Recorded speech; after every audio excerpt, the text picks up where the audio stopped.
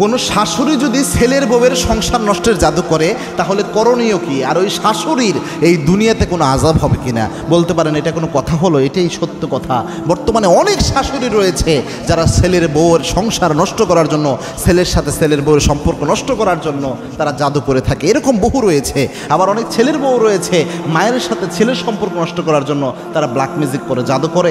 জাদুবিদ্যা এটা অনেক বছর ধরে চর্চা হয়ে আসা একটা বিষয়, এবং মুসা আলাইহিস সালামের সময়ে কিন্তু জাদুবিদ্যা হতো।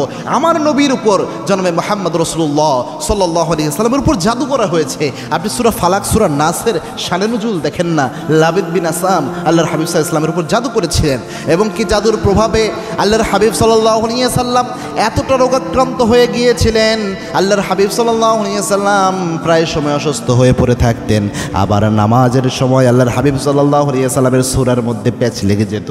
এই জাদুর প্রভাবে রাসূল সাল্লাল্লাহু ভুলে যেতেন প্রায় সময়। খুব গুরুত্বপূর্ণ একটা বিষয়। এজন্য জাদু এটা কিন্তু অনেকেই করে থাকে। এই জাদু যে করে, রাসূল সাল্লাল্লাহু আলাইহি ওয়াসাল্লাম বলেছেন যে জাদু করে আর যে জাদু করায় দুইজনই কাফের হয়ে যায়। এজন্য কোনো শাশুড়ি যদি ছেলের সংসারে অশান্তির জন্য, ছেলের বউয়ের সাথে সম্পর্কের দূরত্বের জন্য জাদু করায় অথবা কোনো কবিরাজের কাছে যে তাবিজ করে, বুঝবেন ওটার ঈমান সাথে সাথে খালাস, সাথে সাথে শেষ হয়ে যায়। আবার কোনো ছেলের বউ যদি এটা করে সাথে সাথে ঈমান নষ্ট হয়ে যায়। এটা হচ্ছে প্রথম কথা, ঈমান থাকে না। দুই নম্বর কথা হচ্ছে যদি কোনো ছেলের বউয়ের উপর বা কোনো মায়ের উপর, মা সন্তানের জন্য যদি কেউ জাদু করে, সেক্ষেত্রে যে কাজটা করলে আপনার 100% সমাধান হবে সেটা হচ্ছে কোরআনিক রুকিয়া আপনি করবেন।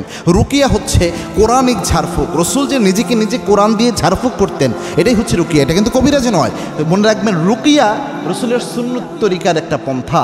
আল্লাহর হাবিব সাল্লাল্লাহু আলাইহি ওয়াসাল্লাম সব সময় নিজেকে কোরআনিক বিভিন্ন আয়াত, কোরআনের বিভিন্ন আয়াত, হাদিসের দোয়া, এগুলো দিয়ে নিজেকে নিজে প্রোটেক্ট করতেন। 3 কুল পরে নিজেকে ফু দিতেন, আয়াতুল কুরসি পরে নিজেকে ফু দিতেন, সূরা বাকারার শেষ 3 আয়াত পরে নিজেকে ফু দিতেন। এবং জাদু নষ্টের কোরআনে অনেক কিছু পরীক্ষিত কিছু আমল রয়েছে, এগুলো করলে জাদু নষ্ট হয়ে যায়। এজন্য নিজেকে নিজে ঝাড়ফুঁক করবেন সবসময়, সকাল সন্ধ্যা নিজের শরীর নিজে বন্ধ রাখবেন। তাহলে দেখবেন ইনশাআল্লাহ আল্লাহ রাব্বুল আলামিনের যে কোরআনের মুআজিজা রয়েছে, এটার ওসিলায় পৃথিবীর কেউ আপনার ক্ষতি করতে পারবে না। পাশাপাশি একটা দোয়া অবশ্যই পড়বেন, সকাল সন্ধ্যা 3 বার করে পড়ার চেষ্টা করবেন।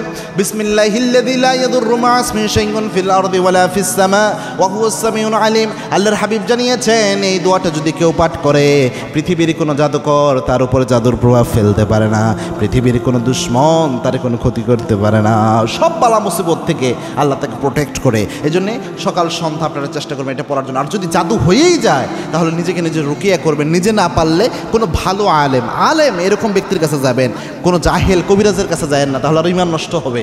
আপনি কোনো ভালো আলেম যিনি রুকিয়ায় করতে পারে, রুকিয়ায় এক্সপার্ট, এরকম আলেমের কাছে আপনি যে বলবেন হুজুর আমার রুকিয়াটা একটু করে দেন, হয়তো আপনি সুন্দরভাবে তাকে বললে সে দেখবেন ইনশাল্লাহ আপনার উপর রুকিয়া করে দেবে। রুকিয়া করলে ইনশাল্লাহ আপনার অবশ্যই জাদু নষ্ট হয়ে যাবে। আর সবচেয়ে ভালো হয় নিজেকে নিজে রুকিয়া করা। নিজেকে যদি নিজে করতে পারেন ওইরকম তাওয়াক্কুল নিয়ে, অবশ্যই জাদু নষ্ট হয়ে যাবে। আর 3 কুল পরে নিজের শরীর বন্ধ রাখবেন, পৃথিবীর কোনো জাদু আপনার উপর প্রভাব ফেলবে না। আর যারা জাদু করায় প্রথম তাদের যে ক্ষতি হয়, ঈমান নষ্ট হয়। 2 নম্বর হচ্ছে যারা জাদু করায় এই দুনিয়াতে আল্লাহ তাদের শাস্তি দেয় একটা না একটা, সেটা হচ্ছে তাদেরকে মানসিক যন্ত্রণা দিয়ে আল্লাহ রাব্বুল আলামিন দুনিয়া থেকে বিদায় করায়।